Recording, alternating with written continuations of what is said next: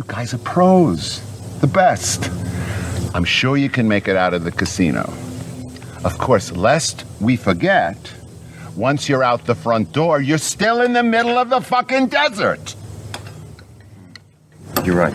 He's right. Ruben, you're right. Our eyes were bigger than our stomachs. That's exactly what it is. Pure ego. Yeah. Blah, blah, blah. Thank you for lunch. These swell was delicious. Sorry we bothered you.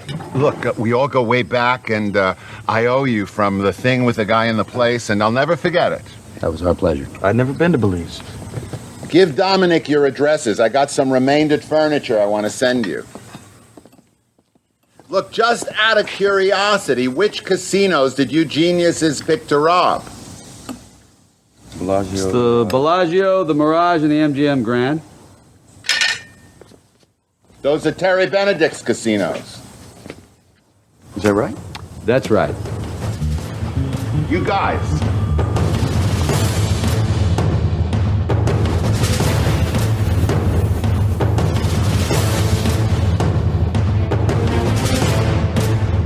Hey everyone, welcome back to the show. I'm Mark. And I'm Ben. And this episode we are covering Ocean's 11 from 2001. And this episode we are back with Ben Beck from Wilhelm. Wait, 2001? Yeah. Shit, I watched the wrong one.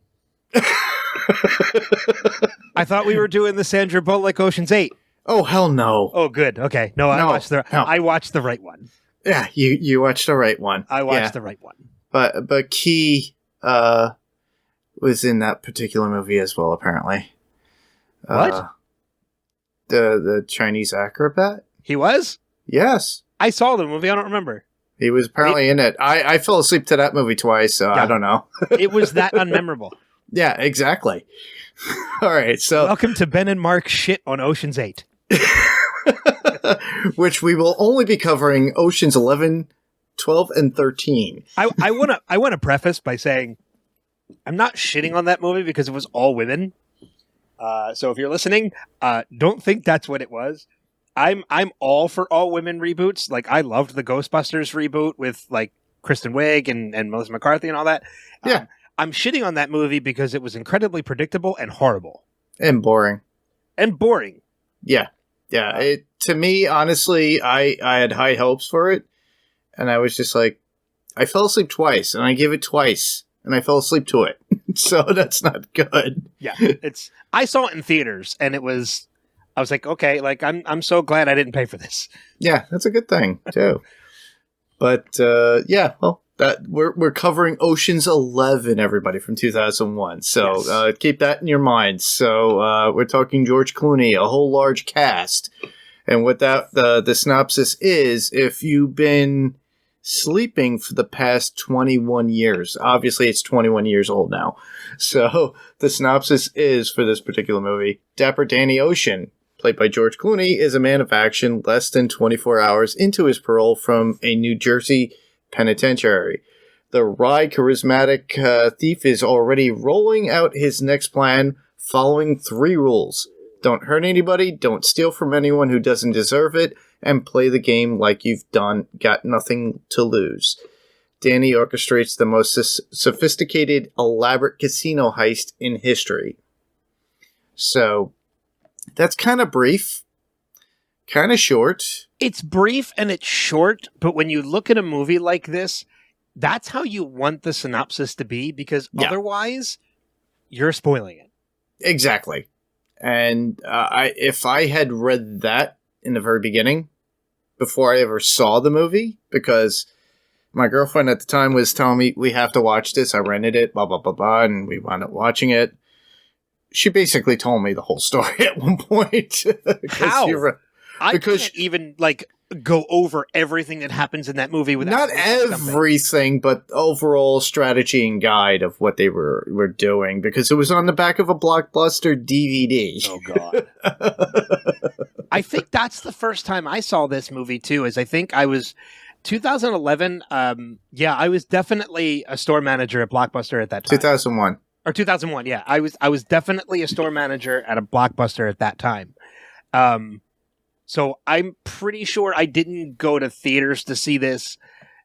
because I wasn't going to theaters unless they were like huge blockbusters, like Star Wars Episode 1 or like Phantom Menace, which I don't even know why I saw that in theaters. Same here. But I didn't see this in theaters. I'm pretty sure, like, I think at that time I had the mentality of, well, I work at Blockbuster. I'll just wait till it comes out on DVD because then I can watch it for free. So I'm pretty sure the first time I saw this movie was on DVD because I was working at Blockbuster. Yeah, and it works out nonetheless. But regardless, you got a great movie. In my opinion, I thought it was really good. Oh, there's a reason why when I did my top 5 George Clooney movies on Wilhelm, Ocean's 11 was in the top 5. Yeah. You had such a great cast. You had such a great story, and it was far different from the original movie itself, too, that they actually recreated. Yes. Because there are far many differences within this in comparison to the original 60s version. Well, you look at all 5 Oceans movies that have been made, Oceans 11, 12, 13, 8, and the original 11. Yeah. And the original Oceans 11, when you go online and you look at people who have like put them in order of worst to best, Oceans 11, the original, is literally just above Oceans 8. They put 11, 12, and 13, the newer iterations, above the original Oceans movie. Yeah. Which I think is proper, and it's nothing against Sinatra and Sammy Davis and Dean Martin. I love the Rat Pack. I absolutely adore. I'm Italian. It's in my blood to love the Rat Pack. It's just the 2001 version is just so much better of a movie. Very much well written, well directed, and we have Stephen Sondheim to actually Soderbergh. I had it in my head, and I said the wrong. If done it, it would have been a musical. Exactly right. No, I had it in my head. Bank. I had it in my head too. It's like I always get them mixed up, and I don't know why. I think it's this. Say Soderbergh. Say Sondheim. Sondheim. But oh my god, the fact that he is such a visionary, especially with the visions that we have within the particular movie. If you think of how they do the whole Brady Bunch mixing and weaving in with the visuals, I thought that was great. No, you're absolutely right. It's such a stylish movie in just the way that it's done. I mean, and you look at somebody like Steven Soderbergh. I almost said Stephen Sondheim. You look at somebody who some of the movies that he's done in the past. Yeah. The Magic Mike films and Lucky Logan, Behind the Candelabra, Kimi is such a great movie too. But even older, Contagion and The Informant. Mm-hmm. More serious-based films that are for I guess topics that are extremely serious. Like talk about Contagion. But in their own right, maybe not in the same format, but stylish in their own way. The way they're filmed, the way they directed, the way the cast is. Yeah. I mean, you look at the movie he did right before Ocean's 11, which was Traffic. Yes. And Traffic is an incredible movie. Oh, yes. Another very well, hugely cast movie. Mm-hmm. Not as big as Ocean's 11, because, that's just... Ocean's 11 is probably one of the biggest, most powerhouse casts of any movie that I've seen, short of a movie in the MCU.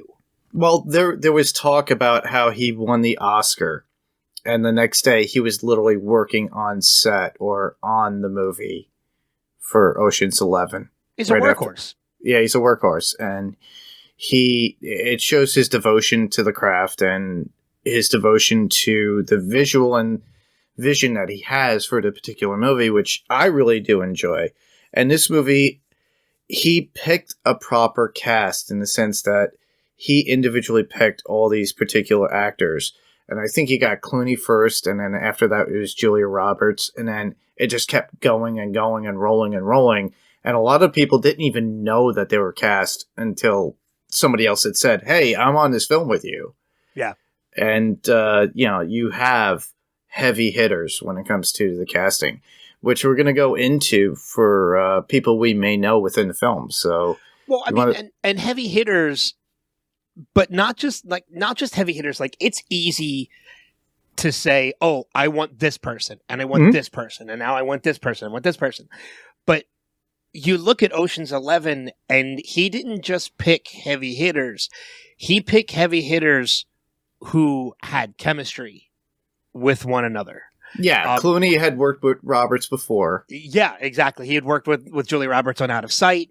You have people like, I don't know if Clooney and Brad Pitt had ever worked together before this, but they were just two charismatic actors. Correct. How could they not have worked well together? Yeah, you could, not to put a pun into it, pit them together and then make it work, I sorry, see what you did there. Jerry's not here, so I had to put it there. I see what you did there. But you also got Matt Damon, which was kind of a fluke in a sense because they nabbed him haphazardly. If you listeners out there, if you actually do get the Blu-ray that's out there or the 4K Blu-ray re-release that they put out recently, they do have a behind-the-scenes footage of how he was picking everybody, and it was very interesting to see how he just picked them and how they went, and it's kind of the dice kept rolling, so to speak. And how he was getting all these key actors, Elliot Gould, you got Carl Reiner, you got a lot of people who were actors that have been around for a long time. Yeah. And then you have people that are of what would be considered very much almost like what the Rat Pack was back in the day as far as class. Because back then it was Sammy Davis Jr., it was Dean Martin, it was Frank Sinatra, and I'm forgetting the fourth one. You would think I would know.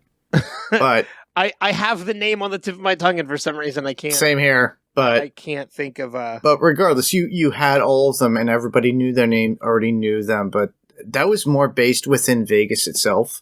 In this case, this was all based more within Hollywood, and with the style Peter of Lawford.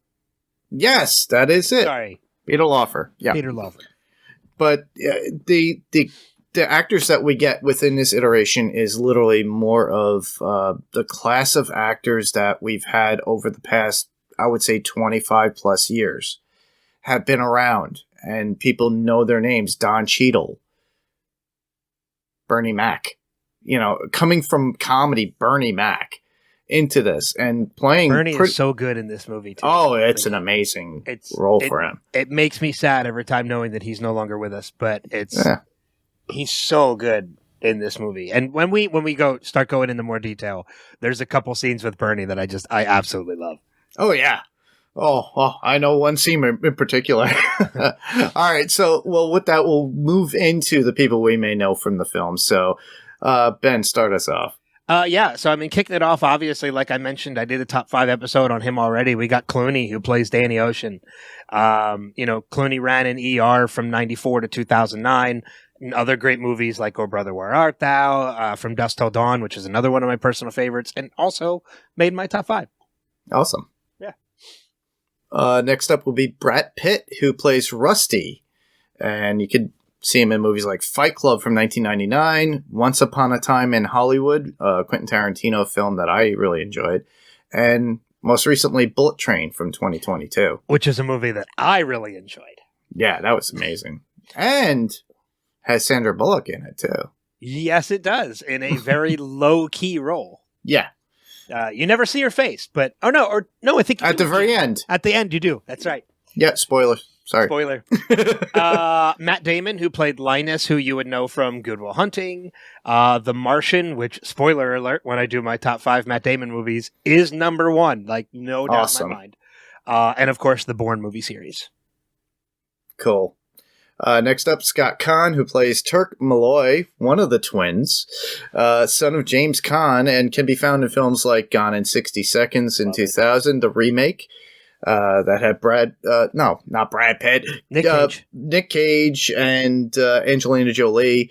Varsity Blues in 1999. I and Don't Want Your Life. I Don't Want Your Life.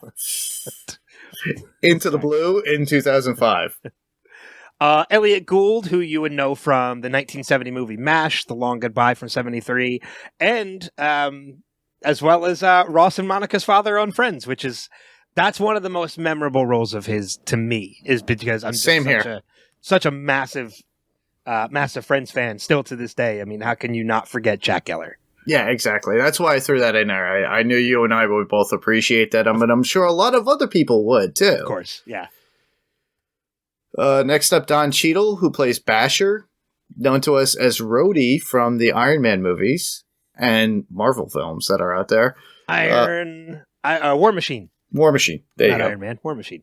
Boogie Nights from 1997, and a movie that I really do enjoy that had a decent cast in it, but was always overlooked as a sci-fi film, Mission to Mars in 2000. Yeah, not to go off trail, but I mean, that kind of got panned, and it really shouldn't have. No. Mission to Mars, it was Tim Robbins and Gary Sinise. Correct. Brian De Palma directed film. That was an amazing film, and it really should have gotten more praise than it did.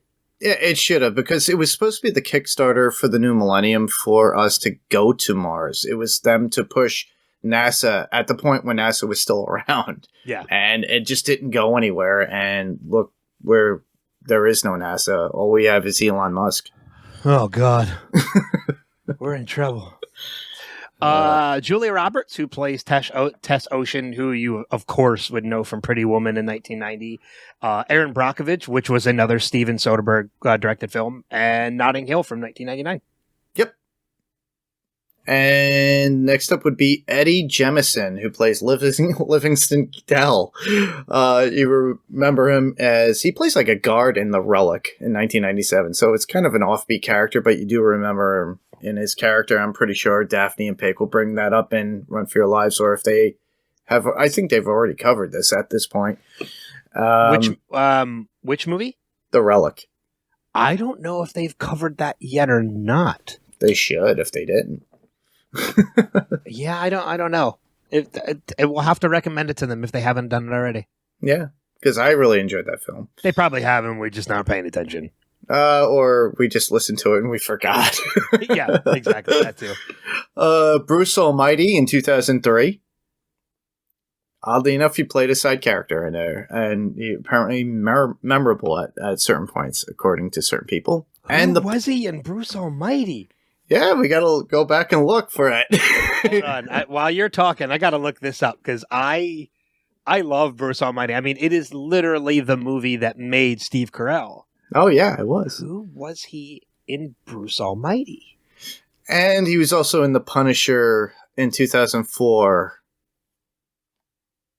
That role I remember, but I don't remember. All right, hold on. Bruce Almighty, he played a character named Bobby. I don't remember. Yeah, exactly. I'm gonna have to. We're gonna have to do a quick rewatch one night. Yeah, I'll have to kind of go through and just kind of see if I can kind of go through and see if I can find him. Yeah, because I don't remember that role at all. Nah. So yeah, okay. So back on track.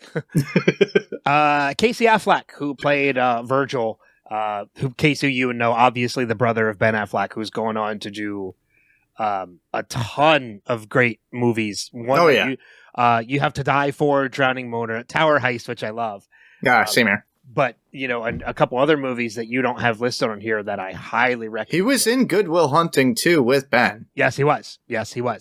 But just a couple other movies to mention that he did. I'm pretty sure. Maybe he wasn't in. I know Ben was in The Town. I thought he was in The Town too. I guess he wasn't. I don't remember him in Town. Son of a bitch. I was wrong. No, the other movies though are Gone Baby Gone, which is another amazing movie that he did in 2007, and what was the other one? Manchester by the Sea. Yes, Manchester by the Sea was something. Yeah, which was another great movie that he did. very dramatic and very good. Well, next up, Bernie Mac, who plays Frank Catton. So Bernie Mac, he was in the Bernie Mac Show from 2001 to 2006. Friday in 1995. Apparently he was in that at one point. I remember just cameo at that point. I think it is a cameo role in that. Guess Who in 2005. The movie he did with Ashton Kutcher. Yep. I believe. Yep, which was a remake of Guess Who's Coming to Dinner. Yeah, two other ones I'll mention real quick too. Of course, the first Transformers movie. Yeah. He is the one that sells Sam Witwicky the Camaro. Yep. AKA Bumblebee. And that role is a small role, but I love it. And the other movie I think is highly underrated that he does too is a movie called Mr. 3000. Yes, Where I saw that too. He was a baseball player who was just under his 3,000th hit and returns back to baseball just to get to that 3,000 number. Yeah, it was like a goal of his to hit that 3,000 mark. Yep. Yeah. I think it's underrated. I think it's a great little comedy. I think Alex should do that on Field of Screen, but I don't know. Yeah, I'll have to recommend that to him. We have to recommend that to him. Well, he passed away. No, well, he passed away in 2008 at the age of 51, and it was due to complications from pneumonia, unfortunately. But he died so young, but gave us so much. Oh, that makes me remember. That makes me realize too. The other movie we have to make mention of for Bernie is Bad Santa. Oh, yes. There were two people in that movie who passed away relatively soon after the movie released.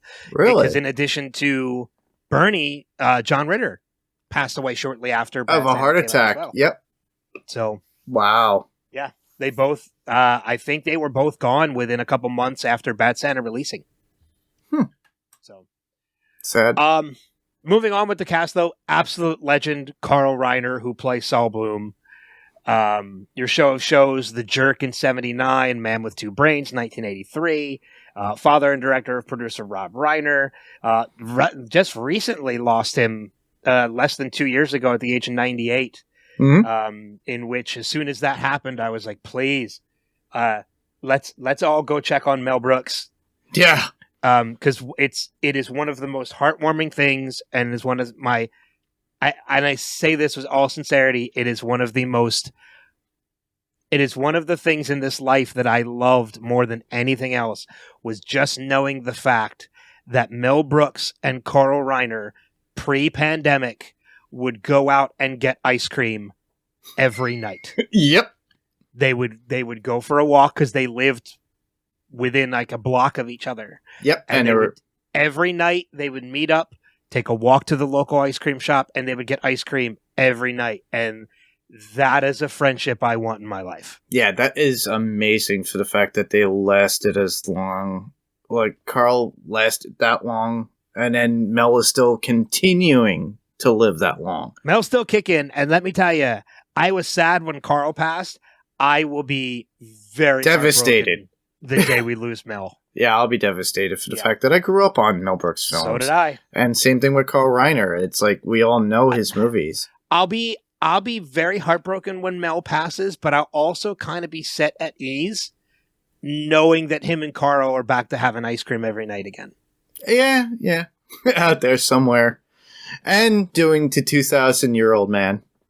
Which is, if it's old and it's dated, but let me tell you, I have the 2,000-year-old man on my phone because it is still funny. It's still hilarious. It's still hilarious. If you have not ever heard the 2,000-year-old man with Carl Reiner and Mel Brooks, do yourself a favor, find it. You can find it on YouTube. You can find it like wherever. Just give it a listen.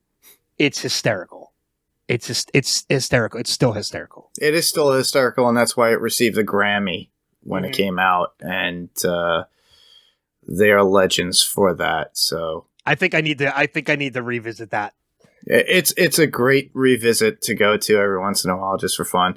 I like to listen to a lot of podcasts, audio, music as I drive for work or even for if I'm traveling long distances.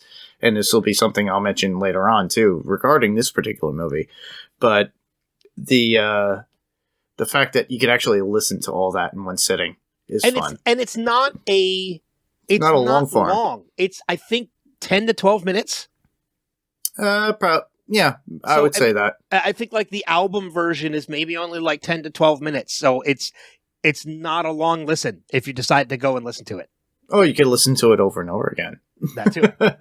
Yeah, listen to it like 5 times. Take an hour. And then learn it and remember it, and you start reciting it to your friends, and they'll think you're AWOL or crazy. Yeah, I mean, it's just a sketch. I mean, it's not like it's an entire album. It's just a sketch with Mel and Carl, and it's hysterical. And they know how to riff off of one each other perfectly. It's amazing. Yeah. Well, next up would be Shabo Quinn or Shobo Quinn. I always forget how to say his name, but he plays Yen. And he was a member of the internationally acclaimed Peking Acrobats. And he made his motion picture debut in Ocean's 11.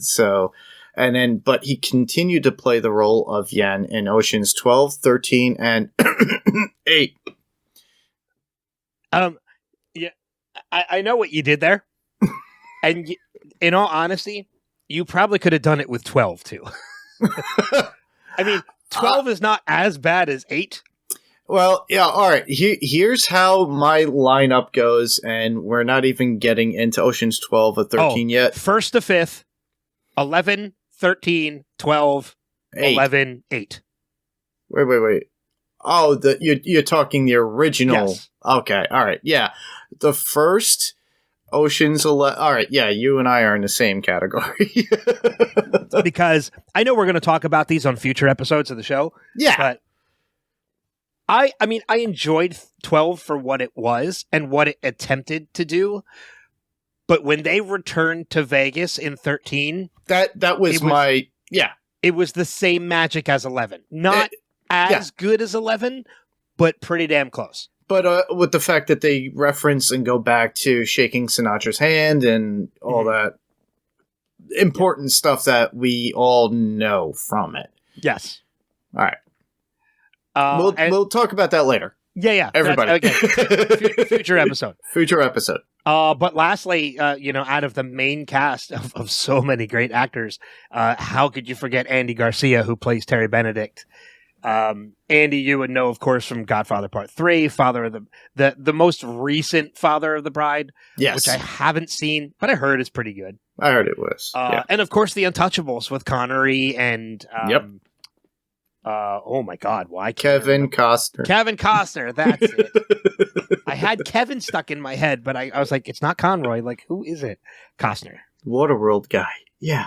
See, I think of him more as Robin Hood. Oh, yeah, that makes more sense. That's actually better. A better movie. I actually enjoyed Prince of Thieves. I did too when it came out, and you got a killer, soundtrack with that. Oh God, yeah. But Garcia played it off as the typical you wanted to kill him or hate him. He's so good as the bat. Like he's so good in portraying that role that like you are happy when he gets robbed. Yeah. And honestly, The Untouchables was a decent character as well too. But I think that's how he started off his career at that point. He was starting in the 80s. Oh no, I'm pretty sure he in the 70s. Garcia went back further than the 80s. Yeah. Yeah.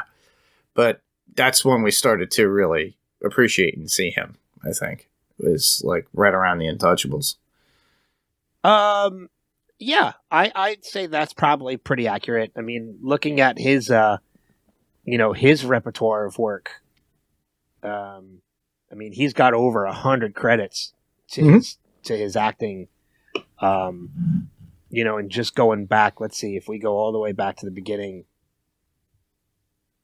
Oh no, he started pretty late. I guess he was early 80s that he started. He did a couple TV series in the late 70s, and then his first movie was 83. Okay. Okay. I stand corrected. I thought Andy Garcia was back and had started in the 70s, but I was wrong. And looking at his list, it does look like you are correct. The Untouchables was the first big blockbuster movie he did. Wow. Interesting. I mean, he did a couple movies before that. But yeah, he got his foot in the door and probably came on as like some sort of character actor. That's what it looks like. It looks like it's a lot of uncredited roles or one-off episodes. 2 episodes of Hill Street Blues, and even then it was like Street Kid or Mugger Number 1. Mugger Number 1. He did an episode of Alfred Hitchcock Presents, and then he did 8 Million Ways to Die in 86 and The Untouchables in 87. And then from there, it was Stand and Deliver and Black Rain and Godfather and Dead Again. Yeah, that was when, The Untouchables was when his career really took off. So I stand corrected. That's cool. All right, well, that is our cast within, majority of the cast within the movie Ocean's 11. So now we could actually move into general thoughts of the movie, overall thoughts from the greatest memory of when you first saw the movie, or what you think about it to this day. What do you think, Ben? It is a movie that redefined heist movies. That's really the best way I can put it, because I mean, it's one of those movies. Now, I rewatched it earlier today before we started recording. I've seen this movie. I've lost count as the number of times I've seen this movie. But usually, like, I always think it's fun to just go back and rewatch something right before we record on it anyway. This is a movie I didn't have to, but I was like, okay, like, let me rewatch it and let me try and take some notes while I'm doing it. And I do. I have some notes. But it's not a lot. And it's not because the movie's not noteworthy. It's because the movie is so engaging that I forget to take notes because I'm so sucked into the movie. You're so enamored with the interaction with everybody between the Malloy brothers egging each other on as twins do, and how they are able to work together within the casino, or how Rusty and Danny talk to one another too within the actual movie itself. The chemistry between Clooney and Pitt is unmatched. Yeah. There are no other... I mean, there's a lot of great chemistry between characters in this movie, but the two of them are the height of chemistry in this movie. The way they just... I mean, there are scenes where literally... Like, it is one of the most popular scenes, like one of the most common scenes in the movie. It's so much so that it's in the trailer, and it's the title. It becomes almost the title of the movie. It is a scene where Clooney is speaking... where Danny is speaking to Rusty. Rusty doesn't say a word, but they have an entire conversation. They could do it with their eyes, their facial expressions. They're not even looking at each other. No. It's literally Brad Pitt with his head down on the bar. And it's the scene where Danny says, we've got 10. Do you think that's enough? You think we need one more? All right, we'll get one more. Like, it's an entire conversation between the two of them, but Brad Pitt does not say a word in that conversation. No. And it's that chemistry. It's just, the chemistry between even bodily movement, just to show. Yeah. Yeah. To me, it worked so well. The ensemble cast worked so well together, especially with Elliot Gould and Matt Damon. Well, Damon himself is fantastic in this movie too. Like, he plays a very timid character compared to the rest of his the group. repertoire. And that's appropriately so, because Danny and Rusty are very seasoned when it comes to this kind of work. Elliot Gould obviously has been in the casino business for a while. Damon's character Linus is still he's the newbie. He's still green, and he's still learning. Yeah, he's new blood. He comes from a family of crooks. Yes. But he himself is very green, as you mentioned. So he plays that very timid character who wants to be a part of the greater whole and is a part of the greater whole, but doesn't realize how big of that plan he is until the end. Yep. And at the same time, he is still learning the ropes of this world and learning from Danny and Rusty.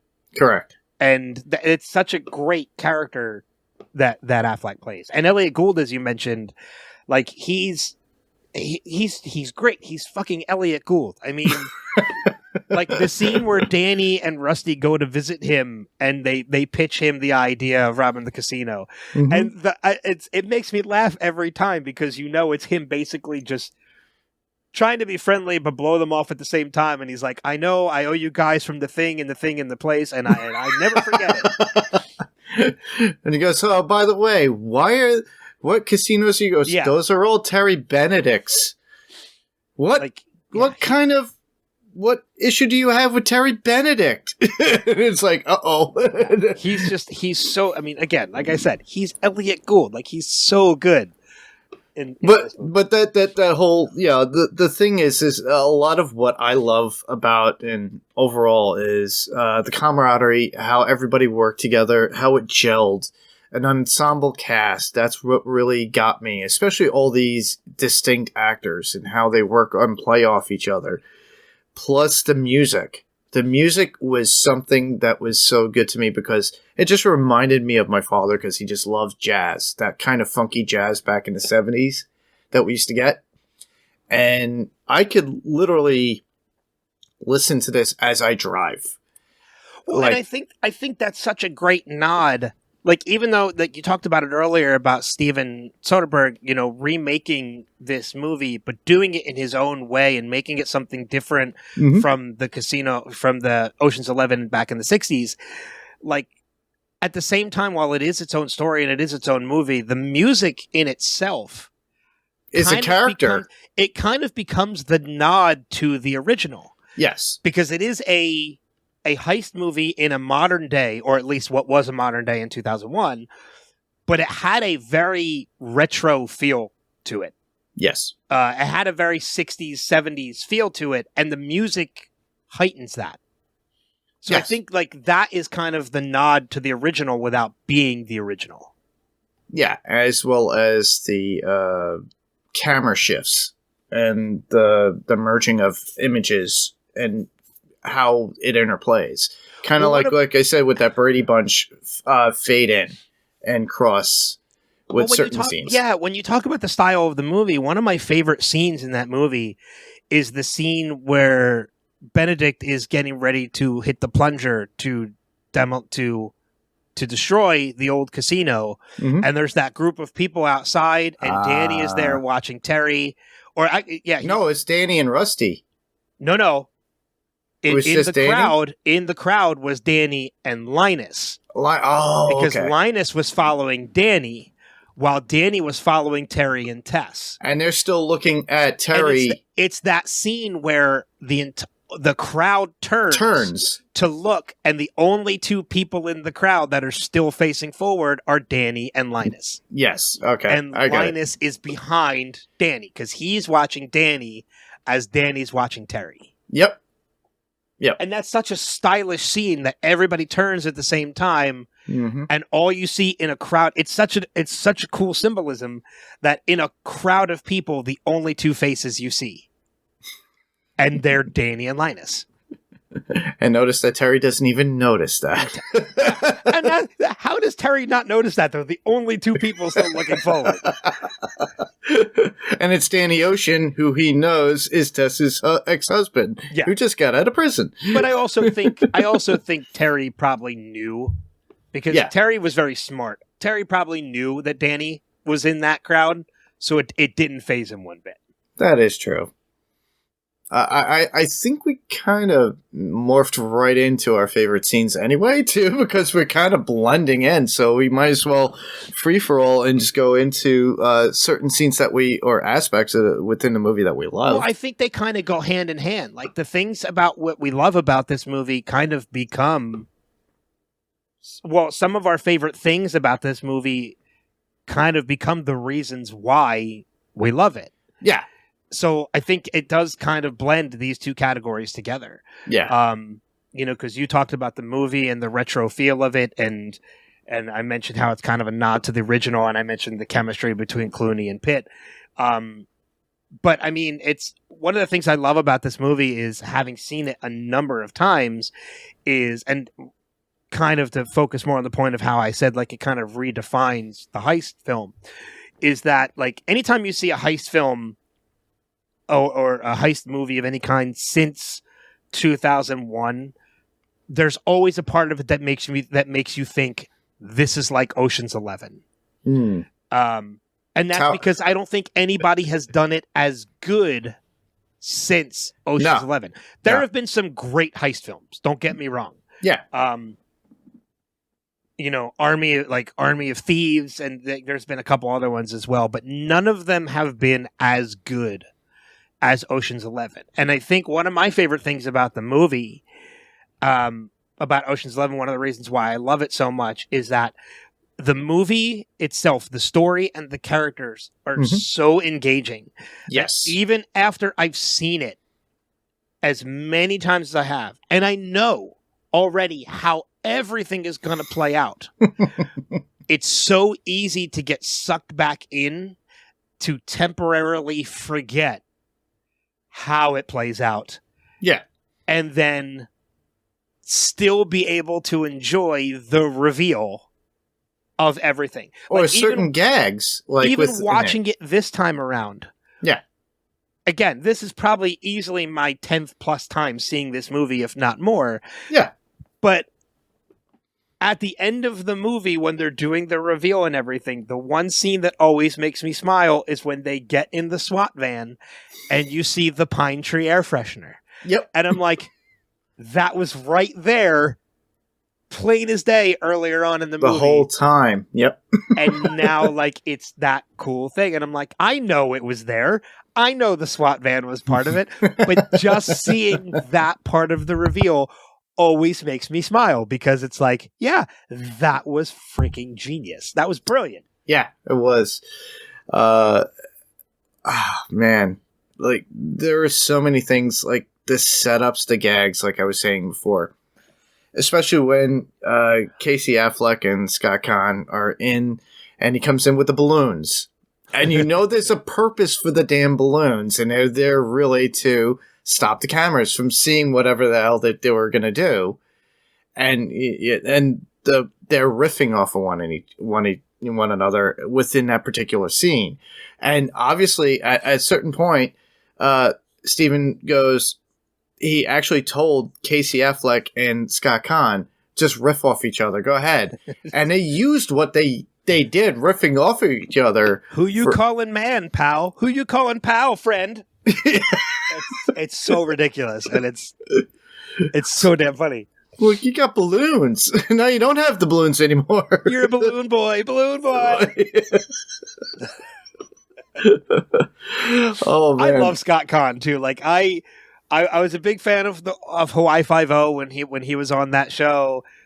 Varsity Blues, like, Tweeter's one of my favorite characters from Varsity Blues. Like, he's so great. I love him. And he's not becoming more and more like his father. He's becoming his father. Oh, really? Yeah, I didn't see it. He looks like James Caan now. Oh, he looks a lot like his father now. It's ridiculous. But the fact is his father. Shorter. Well, yeah, okay. Yeah, a little shorter for sure. Well, that's always a constant joke, though, between them two, and between Casey Affleck and Scott, because they actually do it on the behind the scenes footage, and you got to look at it. It's hilarious, and the fact is that they make short jokes. You could see it's like, who's the smarter brother, and everybody goes to Casey Affleck's character constantly. Well, one of the other things that always makes me laugh about these two characters is when you first get the introduction to them and they're on the track, and Casey's character has that remote controlled truck. Yeah. And he wants to race the actual version of the truck, which Scott Conn's character is driving. And there's the scene where they're racing, and Scott Conn knows he's losing to a remote-controlled truck. So he swerves to run over the truck. Yep. And it always makes me laugh, because when he does that, I start laughing because I find it funny. And then it cuts to Scott Conn laughing, and it makes me realize he's laughing at the same thing, which makes me laugh even harder. Yep. And he also, and the giveaway line saying, I'm going to get you out of my car and drop you like third period French. Drop you like third period French. Go. Just go already. You're like a little kid. Go already. This how they react to one another, and it works. And you can tell they were working together side by side throughout the filming of this to get their thoughts out and how their characters would react to each other. Apparently, they said that Pitt was with Clooney a lot. People would side together. They would eat together. They would have their own little thing where they would call each other to go to lunch or breakfast, and you could see people buddying up together, which was pretty cool. And you could tell it was more of that camaraderie. And what did Steven Soderbergh got it right. He said something about Clooney and how you could see the most dapper of men be the goofiest person on the set. Well, so, I mean, and that's something that I talked a little bit about that on the top 5 episodes of the top 5 episode of Wilhelm, where we talked about George Clooney, is that he is Clooney. I don't know how to describe it. Clooney feels like he's not from this time period. No, he feels like elder from the 60s or 70s. Yeah, he feels like Clooney feels like he's someone who would have been in the Rat Pack had he lived during that time. But he also has a modern sense of humor, I think. He does. He's incredibly funny. He's very self-deprecating. He can make fun of himself. And the word dapper really does adapt. It really does go to Clooney because he has a dapper look. He has a dapper, attitude and just this dapper aura around him that you feel like he's, like I said, you feel like he's from the 60s. Yeah. Yeah. He would be friends with Sinatra and Sammy and Dean if he lived during that time. Yeah, well, maybe that's for the fact that his aunt is Rosemary Clooney.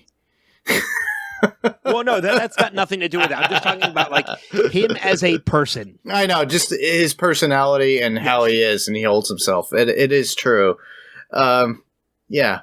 And he's one, if you look at any of the roles that he has created over the years, whether it be ER, From Dusk Till Dawn, or even Danny Ocean, he has that kind of quirk of that twitch or look or shuck of his head.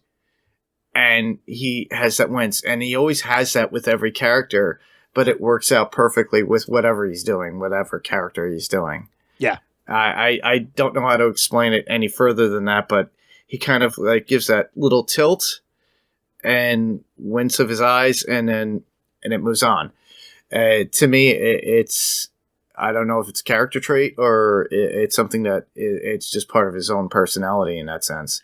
I think it's just part of Clooney being Clooney. Yeah, I really do. I mean, I think it's. I think I actually saw that in The Facts of Life when I saw him on The Facts of Life too. I think he's probably had that all his life. I think that's just part of his charm. Yeah. It's just, and I think that's, I mean, if there's any other one word to describe George Clooney other than dapper, it's charming. That is true. I he has that look. That's the way to put it. Yeah. One in particular scene that I do absolutely enjoy, and it's always in the very beginning, but it's a great setup for the next 2 films that we get. And we do have somebody there within that particular scene that plays himself. And it's when Danny shows up at the poker game. I'm glad you brought this up because I wanted to bring up this scene too. Rusty is teaching celebrities how to play poker. And Topher Grace playing the most outlandish version of himself. Is it though? Probably not. But also Holly Marie Combs. You got Joshua Jackson, Barry Watson, and Shane West. And Chad Michael Murray, I think, is in that scene too, right? Exactly, yeah. I mean, it was pretty much like, let's bring the CW over to this movie. Because I think they were all in the same show together. I mean, it was like Dawson's Creek and Charmed, and it's like, yeah, let's just go over to the CW lot and bring these guys over for Cameo Fest. Yeah, they're kids, so let's bring them in. Oh, hold on, that 70s show? Yeah, that's not on the CW, but we'll bring them over anyway. But we'll make him a steady one within the next 2 films. Is Topher in the next 2 films? He was in the second one, definitely. I don't remember. It's been a while since I've seen 2 and 12 and 13. The second one, he plays himself. He's stuck and he's locked into one of Rusty's hotel rooms. And Rusty shows up. And that's when Terry is attacking each and every one of them, trying to get it. And then that's when Terry blows up Rusty's car outside the hotel. Oh, I don't remember that. I'm going to have to... You got to review that before we do that. I'm going to have to remember that when we decide to cover that one, and I watch it. I'm not going to force myself to rewatch 12 until I know we're going to be talking about it. That's fine. But I'll keep that in mind. But that scene, other than being the cameo fest that it is, that scene always makes me laugh because if there was ever a time in my life for me to feel the pain and frustration of a character, yeah, it is that scene and relating to Rusty trying to teach people how to play poker. Oh, yeah. The way he looked, and he's like... I have been there. I used to run a poker game like every week at a bar where we had newbies come in who didn't know the rules. I've played with friends. I've had friends who wanted me to teach them how to play poker because they knew I ran a poker game. Like the scene where Topher's like, guys, all red, and I'm like, oh God, I have been I don't there. play poker, but I know what the feeling is because I know the situation. The look on Rusty's face, I'm like, I know that look. I've had that look. I have been there before. Like when he tells like Chad Michael Murray's like, you have 3 pair. You can only have 5 cards. Like it's not. Yeah. All of that, everything in that scene. I have been there. Again, if there's ever been a movie where I have felt the pain and frustration of a character, it is Rusty trying to teach people how to play poker. Oh yeah, been there. It's ridiculous. I never really officially learned how to play poker. I played it a few times. I never really play it. That's why if people ask me, I say no because I'm terrible. I love poker, and to me, I'll just watch you guys, whatever. But I'm terrible at it.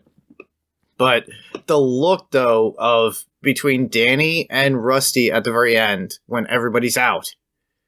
And it's just between Danny and Rusty. But if you're the first time viewing this particular movie, you weren't sure if they were friends or if they were just rivals at that point. And at the very end, at the ending conversation, when they're at the bar together, that's when you realize it's like, oh, okay, they're pretty much friends. Or what Basher would say, like good villains. Yeah. One of the other things I like about that scene too, and it actually took me, I never noticed it upon first viewing, but upon and I don't even think I noticed it upon second viewing, but upon third, fourth, fifth, I know of it now. There's the scene where Brad is trying to teach Rusty's trying to teach him how to play poker. He gets frustrated. He goes to the bar. He has that little interaction with the bartender. And there's that still shot of Brad, with his arms crossed on the bar and his chin on his hands. And the camera is very close up on Brad Pitt's face. What you don't realize, unless you're really paying attention, is you can see Danny walk behind him. Yes. To go to the room where they're all playing poker. Mm-hmm. It's not just a random happenstance where Rusty goes back and they say oh, there's somebody came in who wants to play.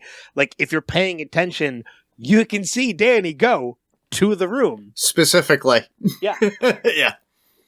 But it's so nonchalant and background that it's very easy to miss. Yeah, it's as if Danny was keeping tabs on Rusty and realized where he was and what he was doing. So he absolutely was keeping tabs on him. I know. Yeah. Let's speak about Basher, though. Don Cheadle. Don Cheadle, come You on. mean horrible accent, Cheadle? I thought it was hilarious. I'm sure a lot of our British friends that are out there will be like, that is the worst accent or like interpretation of an Englishman.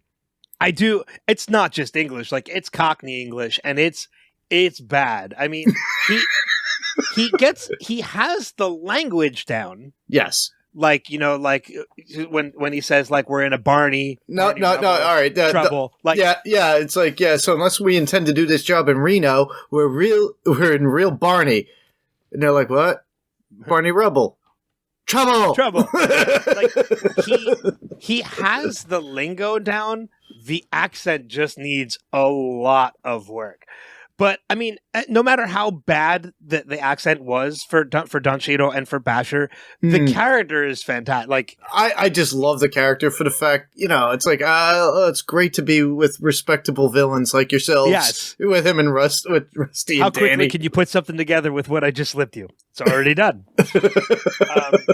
One of my favorite, it's one of my absolute favorite Basher moments in the movie is after they go and they steal the pinch. And he has it set up, and he's getting ready to set off the pulse. He has the button in his hand. He just slowly puts his hand in front of his junk because he doesn't know if it's going to affect him.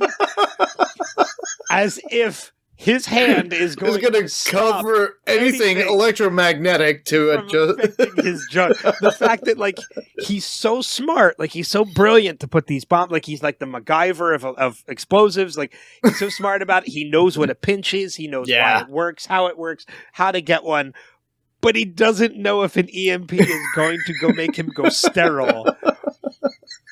And even if he does, he believes his hand will stop it. Like, it's such a small thing, but it makes me laugh. It's a small comedic move to get us to laugh. And it makes me almost wonder, it's so small of a thing, it makes me almost wonder if it was improvised. I wouldn't be surprised. I didn't see anything on the behind-the-scenes footage of what they were doing, but apparently a lot of improvisation was allowed. Well, I don't think they're going to throw, like, every little thing that was improvised. They're not going to tell you. Like, some of that is it's up to the mystery. But sometimes just little things like that are things that the actors do on their own, and the director's like, yeah, we're leaving that in. And it makes me think that that's such a small little nuance. It makes me wonder if that was the case and that was improvised. I would love to know. I would love to know too. And speaking about the pinch and the heist to get the pinch, that was interesting with Linus, and I think that's more of character development for Linus within the coming movies itself. I already mentioned it. We said that Linus is green, so that it's like he gets literally ripped apart in the van by Danny because he left his position and went into the building where they were trying to get the pinch, and within that time, Yen gets his hand, like, all messed up because they had to get Linus back into the van. Yeah. Yeah, and it shows a setup of how they feel trusting in Linus and what he could do. And there was always that questionable part about Linus, if he could actually come through, which we see at the end, too, because Danny shows up at the very end at that one scene. Well, not only that, and I agree with everything you just said, but not only that, but it also kind of shows, it's also kind of a lesson to Linus, because at the same time, it's everybody learning to trust Linus because he is the newest person to this group. Yeah. It's a lesson to Linus that because he screwed up, because he didn't listen, now Yen hurt his hand, which threatens the entire plan. And they had to back up to rescue him. So it's also a lesson to Linus that, like, I need to stick to the plan. These guys told me what to do. They told me what to do for a reason. I have to start listening to what they tell me. Exactly. I can't go off on my own because then everything all, like, shit hits the fan. It's not a one-man job is what it is. Yeah. Especially if you Shit think hits about, the pinch. Yeah, exactly. Especially with all the stuff that they call and all the different. I don't have the list of what they were calling all these people in the very beginning when they were talking to Elliot Gould or with Danny and Rusty were approaching him and saying, well, we need this, we need that. And I was like, what are these names of these cons and these heists? Oh, yeah. I don't remember exactly what they are. Me neither, But I know what you're talking about. Yeah, but to me, I was just like, wow. But honestly, it's like a lot of it was character building for Linus at this point, which we do see later on.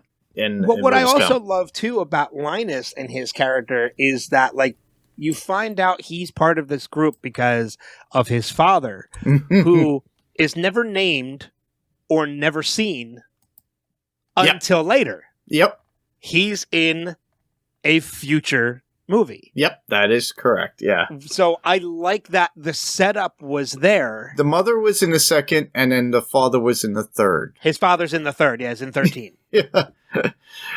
Oh, man.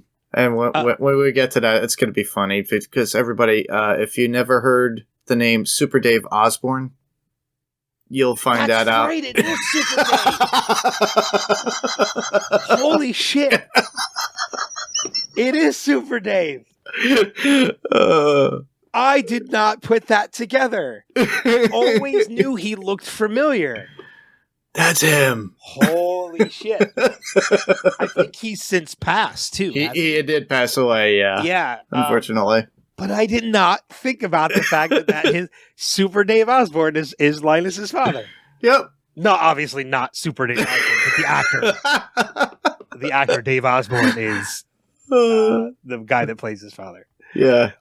He's just a crash test dummy. It's okay. Yeah, but I mean, like, you know, getting back to Ocean's 11, like, we talked about Linus and we talked about Basher and Danny and Rusty. Yeah. Like, there's so many other characters that one of the other things I like about this movie, and it's actually, like, one of the things I've seen in people reviewing this movie is they say that, like, the cast is so big that not everybody gets their time to shine.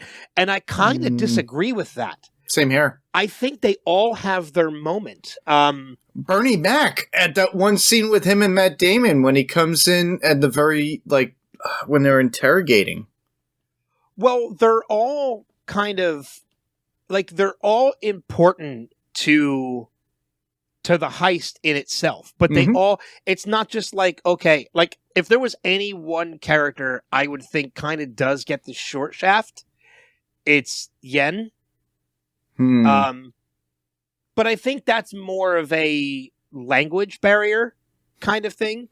But even he kind of has his moments every once in a while. Like when they finally blow the door. Shit. He's the shit. Like, he's the one that's like, where the fuck you been? Like he's a character that doesn't really speak, but the one time he speaks, it's where the fuck you been? Like it's a funny moment. Like I think like Livingston gets his time to shine.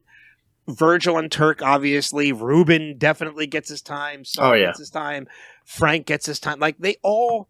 I disagree completely with the people online who say, like, it's a big cast and not everybody gets their moment. I think everybody gets their moment, honestly. You could check for every scene that they've been in. Especially with, like, the lotion with Bernie Mac. Oh, my God. Yeah. What type of lotion do you use? So not only that, but one of my favorite scenes with Bernie, and this is something I kind of teased in the beginning, the scene where Linus approaches Terry Benedict on the floor and they call Frank in to say that they know he's an ex-con. It's all part of the plan. That conversation between Frank and Linus about it being racial, like, that's what I was getting at, the interrogation. Should be called White Jack. Like, it's...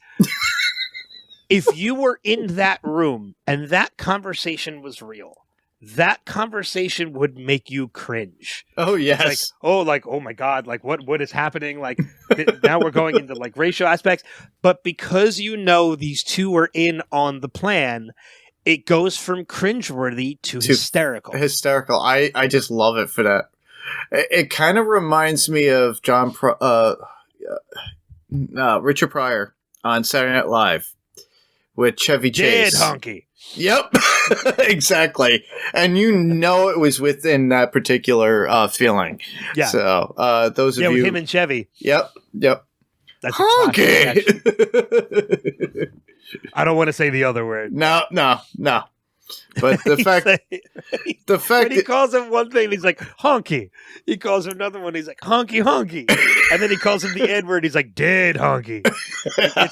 That's such a great sketch. But it kind of works out in the same respect, and that's why I love about that particular. Yeah, it becomes part of that thing where if you're an outsider in the room or a fly on the wall and you're seeing this conversation in like totally out of context and for what it seems to be on the surface, it's like, yes, this is very cringeworthy. This conversation should not be happening. Like, how is this happening? But when you realize that these are two people that are in on the plan, this is all part of the plan, it changes that dynamic completely and it becomes hysterical. Like when he says it should be called White Jack, it's like, oh my God, like really? That's hysterical. Who loves But you, if you baby? were Terry Benedict, who's not in on it, you would be like, this is ridiculous. Or I need to get the hell out of here. Yeah. Usually. Exactly. But again, like it just goes into that moment that we were saying, like every one of these characters has their moment. And even if you don't think it's a big enough moment, like I mentioned Yen, Yen becomes a huge part of the story in Ocean's 13. Oh, definitely. Yeah. Like he becomes the high roller in Ocean's 13. Oh, yes. He takes over Sal's role in Ocean's 13, which is fantastic. So whether or not they get their time in 11, which I totally think they do, by 12 and 13, they have all had more than their time to shine. Yeah, and I think each movie gives a bit of sunshine on each particular character and who they are. With this particular movie, it was Tess and Danny. It's their story. The second one was more of Rusty and his FBI girlfriend who had a former father who was con man. Who turns out to be like the big con man. Yeah. And by the third one, it's them helping out, Elliot Gould's character, Ruben. So, and just like, and to shove it into somebody's face who shook Sinatra's hand, which brings it back to Las Vegas, like, you were talking about earlier. Which, I mean, like, I know we're going to, I know we're getting ahead of ourselves because we're going to talk about it on a future episode of Adrenaline, but I mean, like, just when you think you can't get any bigger for the villain of Andy Garcia, you bring in Pacino. Yes. Yeah. And it's like, Jesus, like I was watching, like, Pacino is such a presence that, it was about 2 weeks ago when the Game Awards aired, and I'm a big gamer, so I watch the Game Awards every year, and the show kicked off, like, the guy that runs the show came out and said, and here to present the award for Best Actor in a Movie, Al Pacino. I was like, what? This is Game Awards.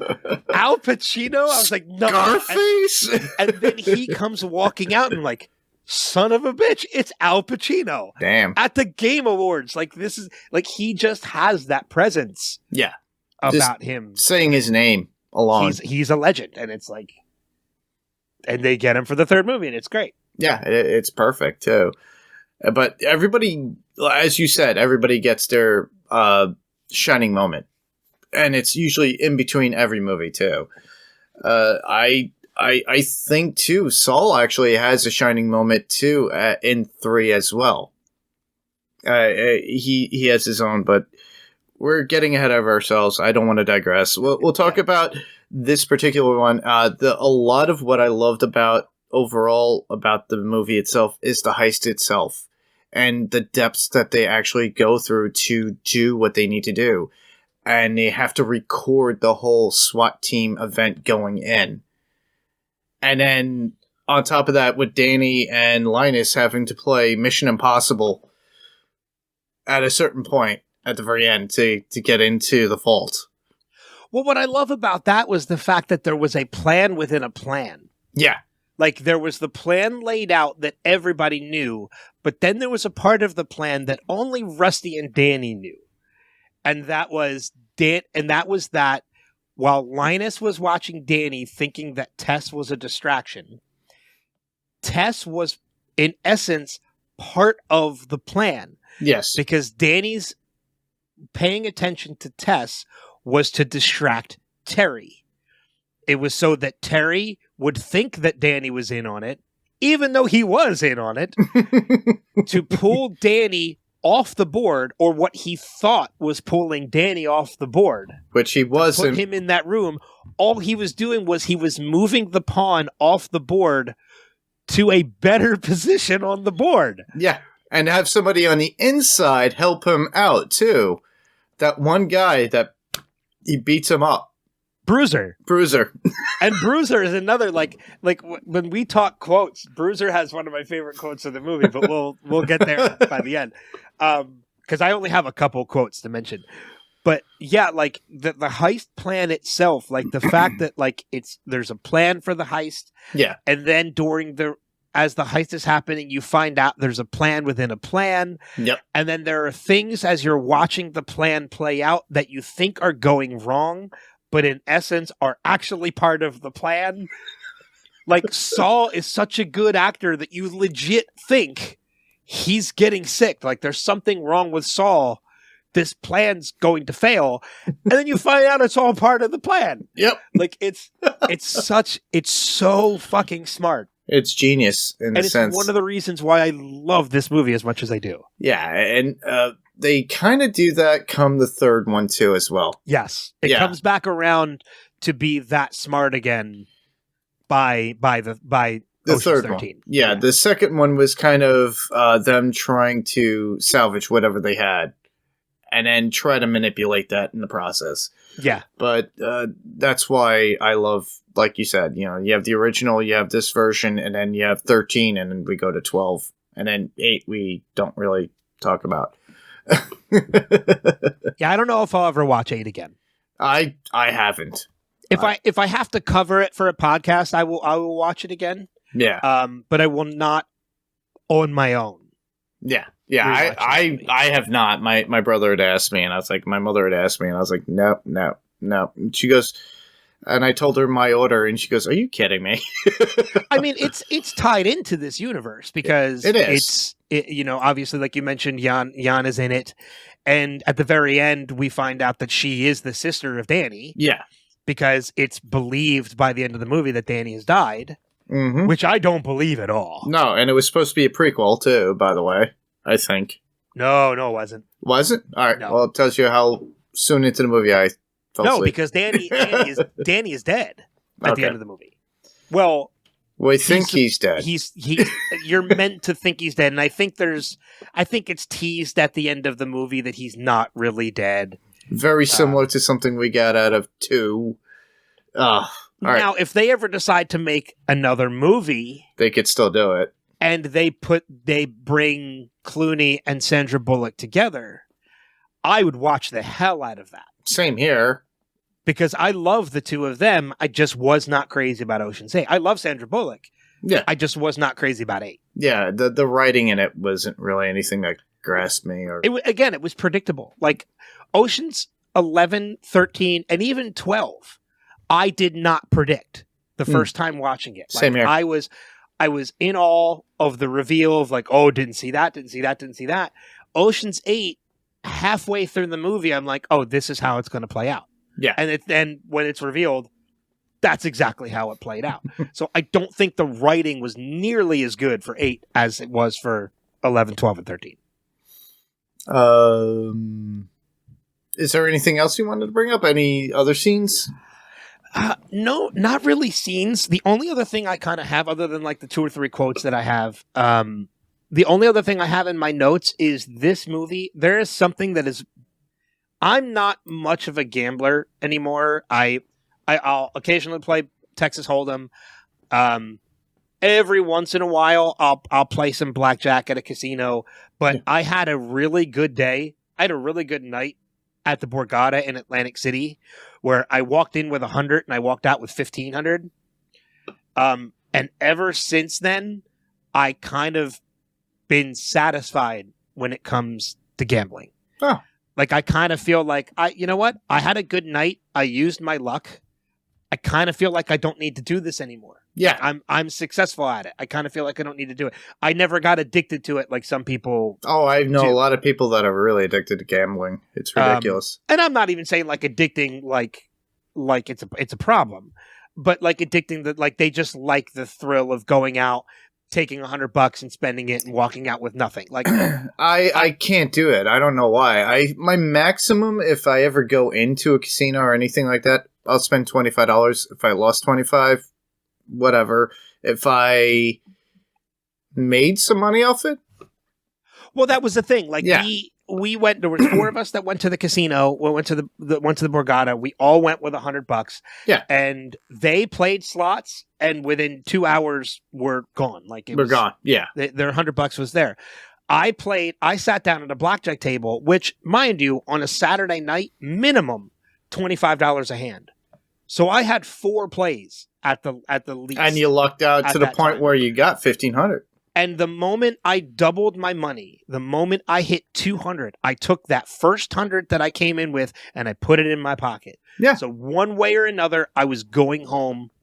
With $100. Even. Yeah. Yeah. I was breaking even. And I was playing with the casino's money all night.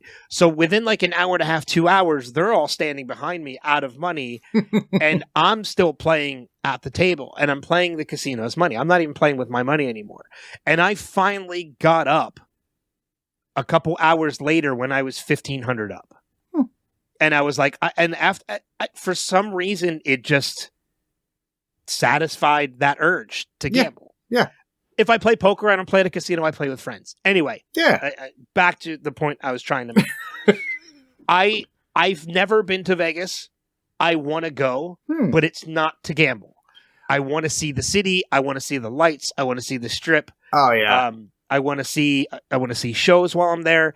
However, it is on my bucket list to play one hand of blackjack at the Bellagio. Oh, that would be awesome. Yeah, because This movie is the reason that is on my bucket list. Okay.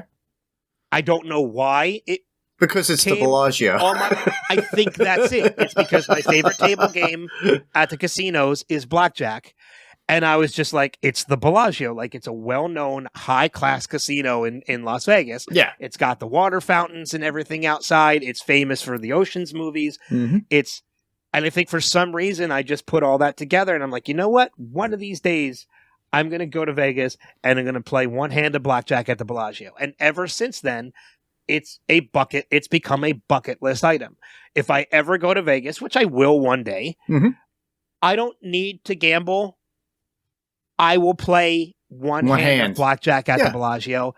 Win or lose, I walk away from the table when I'm done. And you could say, I did it. I crossed that off my bucket list. Exactly. If it's $100 minimum play on a weekend because it's Vegas, then I go in with $100.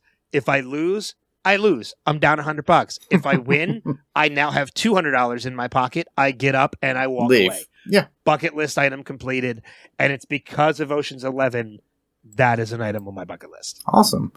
I only had one chance of going through Vegas, and that was literally because in 1999, my sister had to go out to California to pick up some stuff that she left out there years before.